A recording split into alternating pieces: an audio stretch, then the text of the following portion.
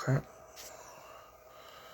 What's up, y'all? I'm JC, and you're watching Jose Calamari. Welcome back to another video on the channel, bro. We have Mr. Nightmare, bro, but this time we have 5 horrific alleged true paranormal stories, okay?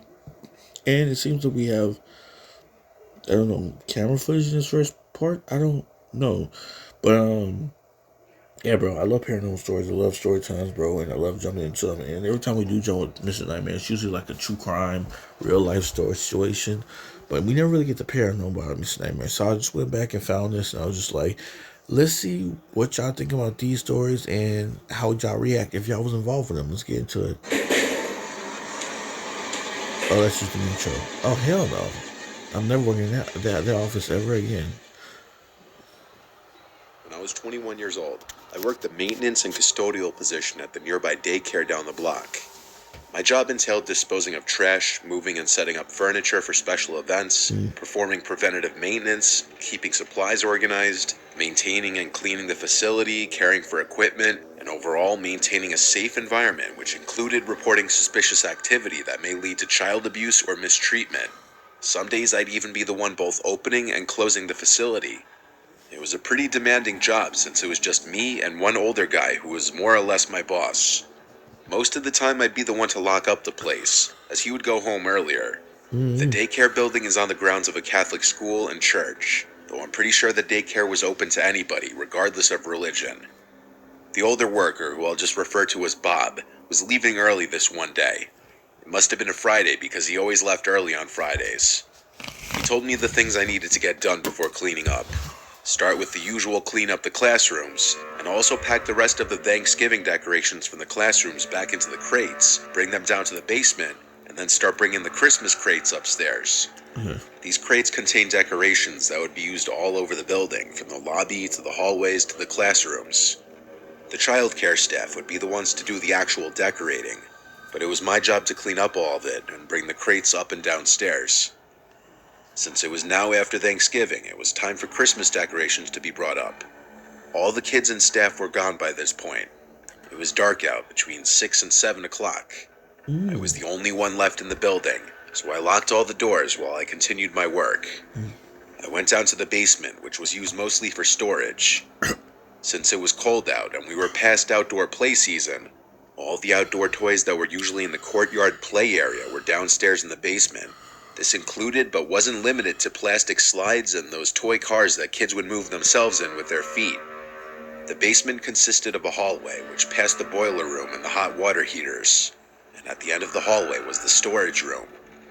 This room always had a creepy vibe to it, mostly because of the lighting, or lack thereof. There was no direct overhead lighting down there. Why not? It was just 2 sketchy dim lights in the corners, and then the small light from the hallway.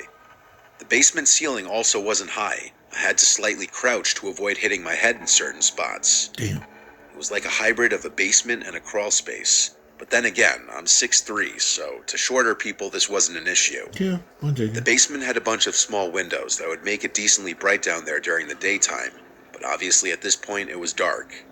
So I would use a flashlight. I brought the Thanksgiving containers down one by one, putting them near to the front of the basement just because I was lazy and wanted to go home and likely start the weekend. Heard that. I was lugging one of the Christmas containers up the stairs and through the hallway when I heard a kid's voice and then laughing.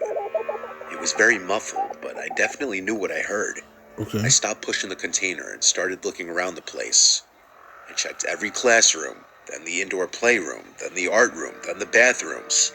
Every room I could think of. There were no kids in there. Oh, it's time to go. I kept hearing that muffled voice every once in a while, though. The one place I didn't check was the basement. I walked back to the basement door and looked down the stairs, waiting. I heard a noise come from down there.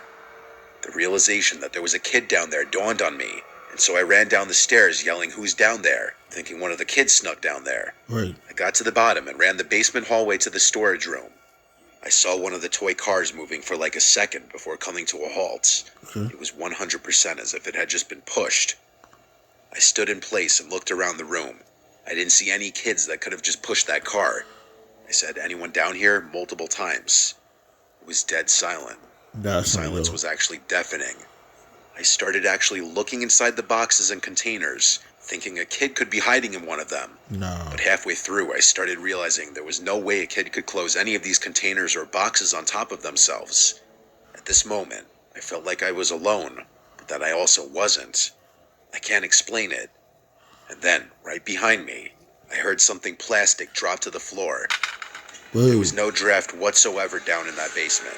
I didn't even turn to see what it was. I just fled to the upstairs without looking back. Me too. I stopped at the top of the stairs again. Me too. When I heard what I could only describe as a child's whisper down there, I slammed the door shut. Yep.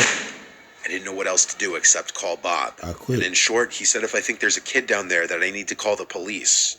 The scary thing is, I didn't think there was a kid down there, but I still called 911. I just couldn't leave without confirming. And I was right that there were no kids down there, because with the help of a couple police officers, when we looked down there was nothing but a bunch of boxes and containers full of supplies and decorations. I also couldn't find anything on the floor that could have made that plastic sound dropping on the floor. Given the fact that there was nowhere else to hide down there, and no one reported their kids missing, the cops could do nothing except leave. I believe too. I could tell the cops felt like I wasted their time, but I was too disturbed to be embarrassed of the police call. Okay. I quit right before Christmas, Thanks. before I ever had to go back down to that I'm basement never again. going there.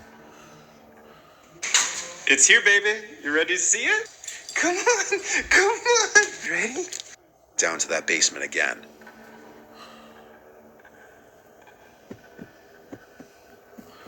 I'm never going to work there. This happened not too long ago. I live alone in my apartment.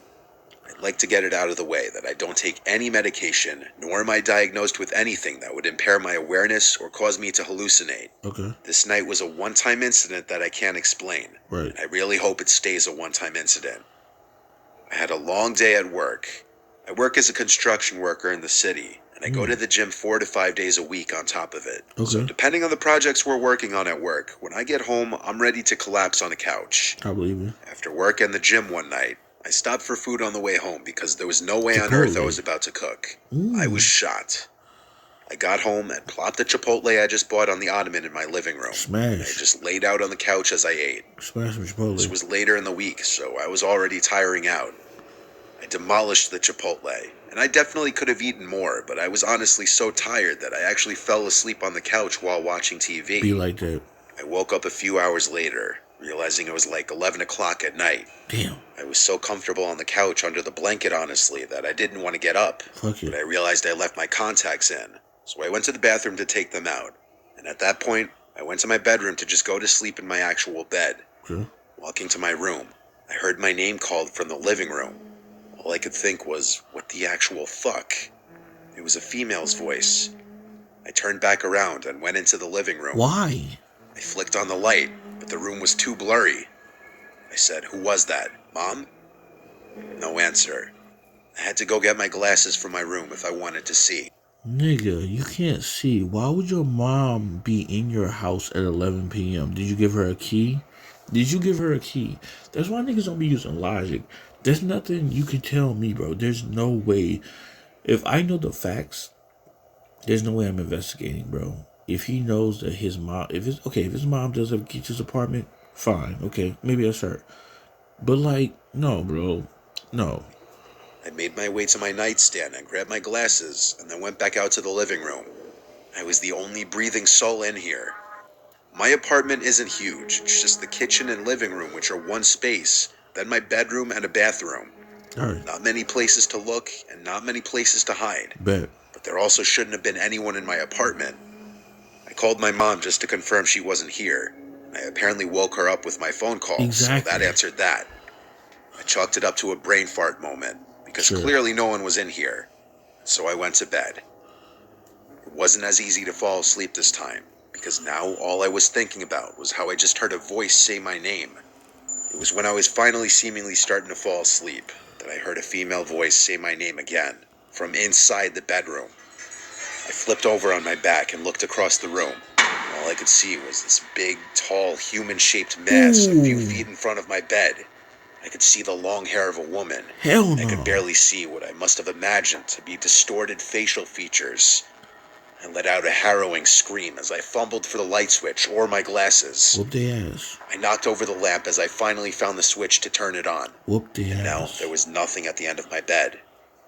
I put on my glasses and searched every nook and cranny of the room. Under the bed, the closets, and the dresser. Hell And I checked no. the rest of the apartment. I can say matter-of-factly that there was no one but me in this apartment. I felt like I was losing my mind. The only way I managed to go to sleep that night in that apartment was convincing myself I had hallucinated these things because of my lack of sleep or overworking myself. Right. When I tell people about this, I downplay it, saying, yeah, I hallucinated this one time. And Nope. don't go into detail about how real it all was, because then some people get doubtful or think I was on drugs. Is that? It was without a doubt the scariest, most surreal moment of my life. Nah, this shit gotta fight hallucination me. or not. That's to fight me. Wherever that is, gotta throw hands with me.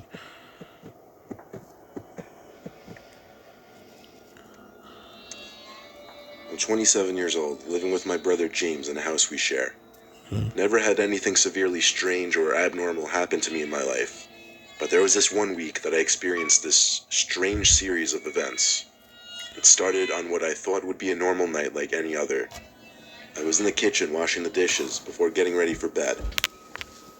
Suddenly, a plastic cup came crashing to the floor, and the sound of it made me jump and spin around from the sink. I saw the blue plastic cup bounce a few times, then fall dead on the floor. This was one of the cups that sits up top the cabinet. I knew it had to have been sitting upright, though. I had no idea what kind of force could have knocked it off the cabinet. It made no logical sense. I picked it up and put it back on the cabinet. That wasn't the last strange event that night, though. While in bed with the blinds shut, there was suddenly a strange, very faint glow in my room. It came through the blinds. I flipped over onto my side and tried to peek under the crack at the bottom of the blinds, but I couldn't see anything. Honestly, as weird as it was, I was so comfortable in bed and was too lazy to go lift the blinds. I Dismissed the light as something like a street light having a new bulb or something. I know, a little ridiculous, but at the time I had no reason to suspect anything paranormal. Whoa. The next day I was home alone when James was at work. It was a dark, stormy day, and the house was constantly rumbling from the thunder, so when I heard a cup fall from the kitchen, I associated it with the thunder. I went to the kitchen to pick it up, and realized it was the same blue plastic cup I'd carefully put back on the cabinet yesterday. Oh no. There was no way thunder could have knocked it down from where it was. Oh, of course not. I put it on the counter and stood there, confused and a bit shaken, looking around the kitchen, not knowing what to think. As I was standing in the kitchen, I heard a creak in the floor above me. The room above me was actually my bedroom. I went to the stairs and called up for James, but I instantly remembered he wasn't home. You forgot? It was the thunder shaking the whole house. But still, I had to check my room just for peace of mind. I went up the stairs to my room and turned on the lights, given that all the rooms in the house were dark due to the weather. My room is square-shaped with two big closets.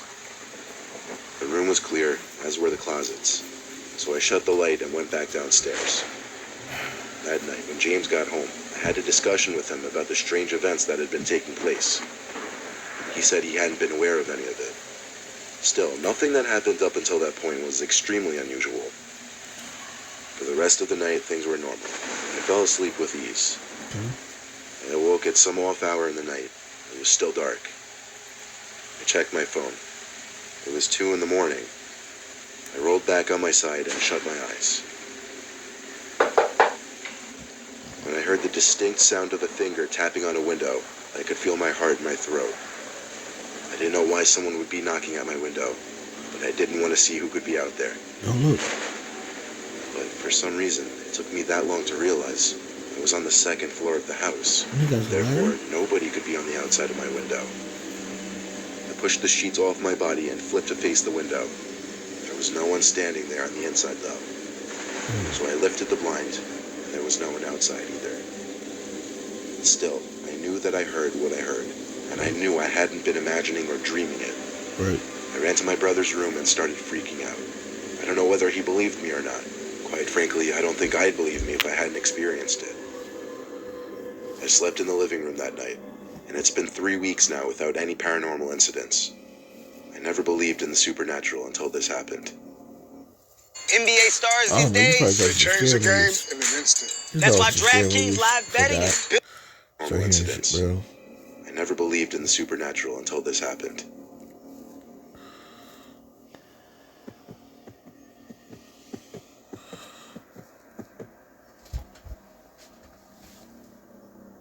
I once took a road trip from New Hampshire to Florida. I had to stop at a hotel to sleep overnight when I was about halfway there. It was some old, somewhat dilapidated hotel that rested off the highway on a quiet road. There were like 2 cars in the parking lot, so there were definitely not a lot of guests. The lady at the front desk was very robotic and seemed bored with her job. She seemed to fit the atmosphere of the hotel perfectly. The lobby was full of tacky chairs and tables you'd expect to find put out on the curb. The wallpapers were all dated and equally tacky. Didn't matter though, I wasn't staying there for the luxury. Just for the night and for the convenience. It was late when I checked in, so when I got in the room, all I did was take out my toothbrush and brush my teeth before jumping into the hotel bed. I turned out the lamp next to the bed and tried to go to sleep, not looking forward to the long day of driving I had ahead of me the next day. Suddenly, there was a knock at the door. Don't answer. I looked at the bedside clock to be sure that it was almost midnight. I went to the door and looked through the peephole. Apparently the peephole didn't work though, because I couldn't see out into the hallway through it. How do people All I work? saw was black. I looked down at the crack under the door, but didn't see any outlines of feet blocking the light. Don't open So it. I opened the door just a little bit to peek into the hallway. I didn't see anyone standing in front of the door. I opened it fully and then peeked down both sides of the hallway. It was clear. So I had to suddenly question if someone in this Why? relatively vacant hotel was pranking me. I shut the door, locked it with the bolt this time, went to lay back down in the bed. But then it happened again, a knock at the door. This time I jumped out of the bed, ran to the door, and checked the peephole again. Shockingly, all I saw was the empty hallway outside. But it hit me. This time I could actually see through the peephole. Exactly. So it was there I before. bolted the door and opened it. No one. I looked down both sides of the hallway again, and there was no one. Nigga, stop This was where opening I the drew the door. line. I grabbed the key to the room and went to the lady at the front desk. I told her someone kept knocking on my door, and politely asked her to check the cameras to see who it could be. She said they didn't have cameras in the hallways. Why? Her reaction also wasn't what I was hoping for. She seemed very calm and disconcerted with what I told her. She said in a calm voice there was only one other guest in the whole building. Then she just stared blankly at me. I'm not sure how she thought her response properly acknowledged my concern, or what she expected me to say, but I could tell she wouldn't be of any help with the matter, so I left her and went back to my room. I locked the door with the bolt again. This time I put on my headphones and put on one of those 10-hour sleep relaxation videos on YouTube. This would not only help me get to sleep, but block out any possible future sounds from whoever was deciding to mess with me. Right. And it worked. For a while at least. Eventually I flipped from my side to my back, just looked around the room. My head froze when I was staring at the corner. I sat up to try to get a closer look at what I thought I was seeing. I swear it looked like a giant humanoid figure, like a 10-foot tall human, Hell no. standing right in the corner, head to the ceiling. When I put that image together in my head, I felt a sudden rush of horror in my body. Get up. I jumped across the bed to flick on the lamp, but when the room lit up, there was nothing in that corner of the room. Nah. I simply sat there with my heart beating probably 200 I'm beats sleeping per with the minute. lights on. I gave myself a couple minutes to calm down before shutting the light back off and laying back down on my side. Sleeping with the lights on. I still had the headphones in my ears playing the relaxation video.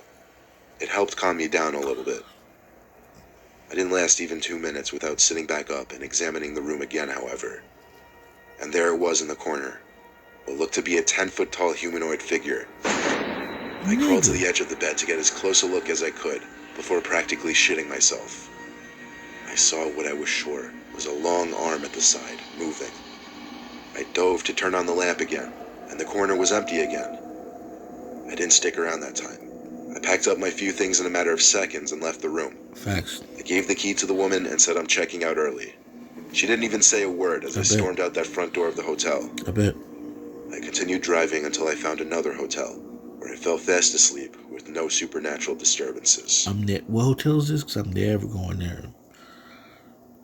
Whatever hotel it is, I'm never going there.